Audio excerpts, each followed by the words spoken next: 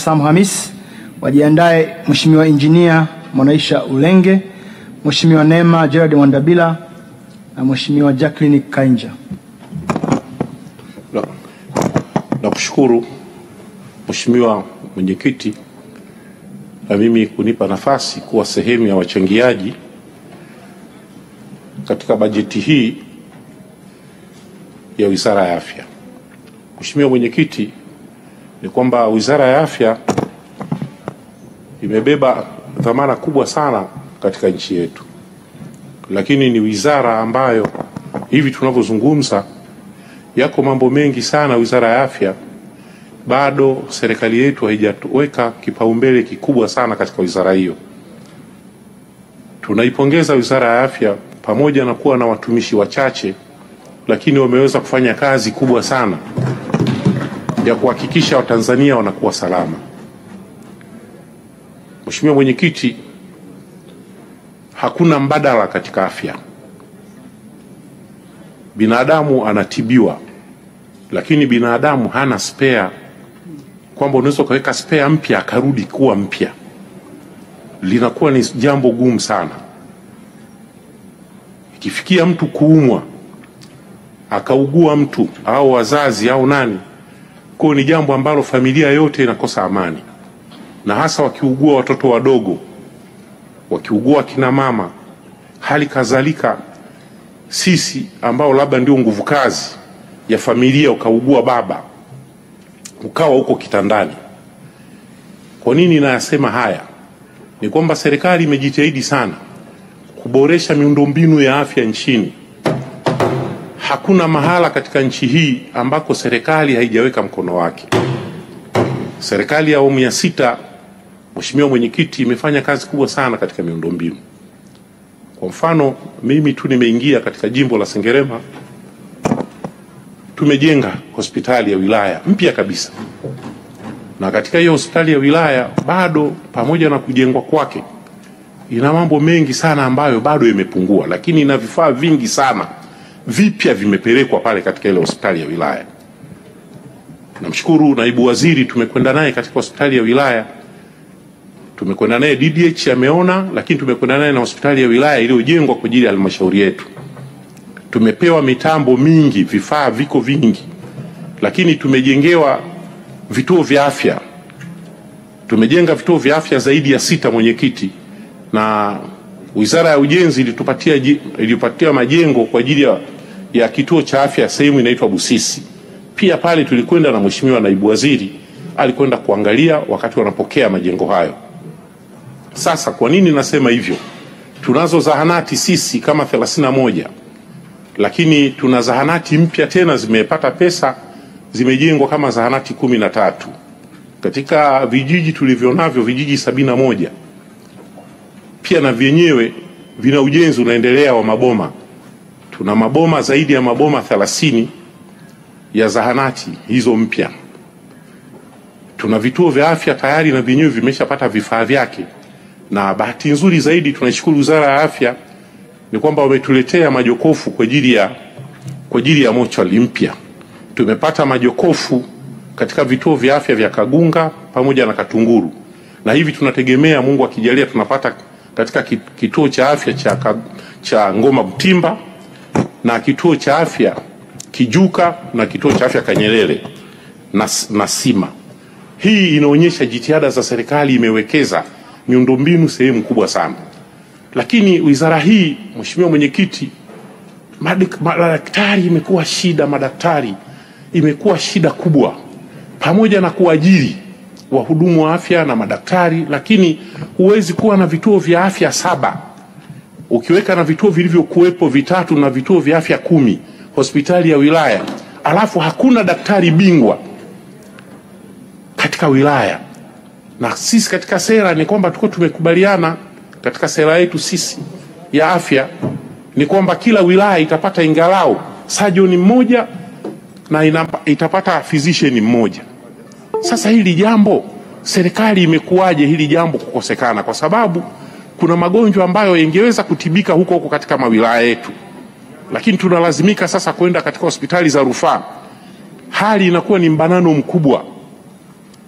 lakini pia kama tunaonekana tumebanana kifedha, bajeti yetu sio nzuri, hizi hospitali za wilaya katika nchi, kwa nini hawa madaktari bingwa wasio wanakwenda katika hizi wilaya kwa siku? Kwa mfano siku ya Jumatano, labda tunajua leo daktari bingwa atakuwepo siku ya Jumatano, madaktari bingwa wawili kila mwezi wanakwenda, ingalau wanakuwepo pale mpaka hapo tutakapokuja kupata madaktari bingwa. Inakuwaje mifumo haisomani kati ya halmashauri na TAMISEMI pamoja na Wizara ya Afya?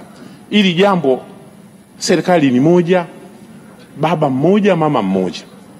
Sasa hili jambo tunaomba sana mwenyekiti, bunge lako lielekeze kwamba hawa madaktari bingwa sasa wawe na siku maalum, tujue kama ni surgeon anakuja wa mifupa anapatikana Jumamosi ya kila wiki, wananchi wenye matatizo badala wote kurundikana Muhimbili, kurundikana Benjamin Mkapa, kurundikana Mbeya Hospital, kurundikana labda Mount Meru. Sasa hivi vitu vya namna hii tunaona kama vile tunajikwamisha sisi wenyewe, na wakati tumetekeleza mambo makubwa sana katika Wizara ya Afya. Jingine, Mheshimiwa Mwenyekiti, ambalo nataka nilizungumze katika hili swala ni kwamba sisi Sengerema pale tuna hospitali yetu DDH. Hii hospitali imeanza kutoa huduma toka mwaka 53. Mwaka 53 mpaka leo zaidi ya miaka 72. Leo ndo tunakuja kupata mwaka huu sisi hospitali yetu ya wilaya. Kwa hawa wenzetu Roman Catholic wamefanya kazi ya kuihudumia jamii katika kanda ya Ziwa kwa muda mrefu, miaka 70. Lakini wameomba tu nafasi kwamba wao wawe hospitali ya rufaa, wasajiliwe kuwa hospitali ya rufaa kwa sababu wana kila kitu. Mheshimiwa Naibu Waziri, umekuja Sengerema, umeona wana theater za kisasa, wana umeme wao megawati kama 5 ambazo wanaweza kuhudumia ile hospitali, wana mifumo ya maji, wana kila kitu, tuzi ya macho ya kila kinachoweza kufanywa katika hospitali ya rufaa. Wale DDH Sengerema wanayo, na ukanda huo sasa mpaka uje uvuke kuja kuingia Mwanza, tunamshukuru Mungu tumepata daraja. Lakini hata kama hao wanaoletwa kutoka Kigoma, kutoka Ngara, wapi, lazima wavuke Sengerema. Kwa nini msiifanye Sengerema ikawa hospitali ya rufaa? Hatukatai, tunakubali mmeweka Ukerewe, lakini na sisi Sengerema tuko ng'ambo, kuna wilaya zinazoweza kuhudumiwa na ile DDH. Tunakuomba sana Mheshimiwa Waziri, hili jambo ukija kwenye majumuisho yako tuone, kwa sababu wamejitahidi, wameshapeleka kusomesha madaktari kwa specialist, madaktari 4 wao wenyewe kwa pesa zao. Kwa nini serikali sije kawapa wale specialist 3 tu tuka qualify ili iweze kusajiliwa? Haya ambao tunayoyaomba hapa sisi tuweze kuhudumiwa kama hospitali ya rufaa. DDH Sengerema ina vitanda zaidi ya 400, ina kila kitu ile hospitali. Mheshimiwa Waziri, kama utakubali hiki kipindi ambacho tunachokimalizia hiki cha muda wa mwisho, uje Sengerema wewe mwenyewe uje ujionee. Katibu mkuu anajua hii hospitali, wewe unajua, Mheshimiwa Naibu Waziri anajua hilo jambo. Tunaombeni sana kwamba mngekuja Sengerema tukaja tukaona na sisi mkatupunguzia nafuu. Tuna visiwa, tuna nini. Kwa hiyo moja ya tatizo letu kubwa ni hilo ambalo limebaki. Lakini kwa shughuli zingine zote sisi tunaipongeza sana Wizara ya Afya kwa kazi kubwa mnayoifanya. Lakini tunaiomba serikali iongeze bajeti. Hii bajeti iliyotajwa kwa Wizara ya Afya sisi tunaona kama haitoshi. Nyinyi mmesikia hapa, kila mbunge anayesimama hapa anaona kama bado tuna matatizo makubwa, hasa katika magonjwa haya makubwa kama magonjwa ya figo. Tulizungumza mwaka jana, mkasema mtafanyia kazi. Sasa tunaomba mwaka huu serikali iliangalie sana. La mwisho nilikuwa nataka kuzungumzia ni swala la tiba asili. Ndugu zanguni, bila kufichana, corona Tanzania mwaka jana, mwaka juzi ilitutesa sana hapa. Lakini tiba asili ilifanya kazi. Tulichemsha chai za rangi hapa, chai dawa, tukaweka vitunguu saumu, tukaweka tangawizi, limao, ndimu, majani ya ndimu, tukajifusha sisi wenyewe. Wamefanya kazi kubwa sana watu wa tiba asili.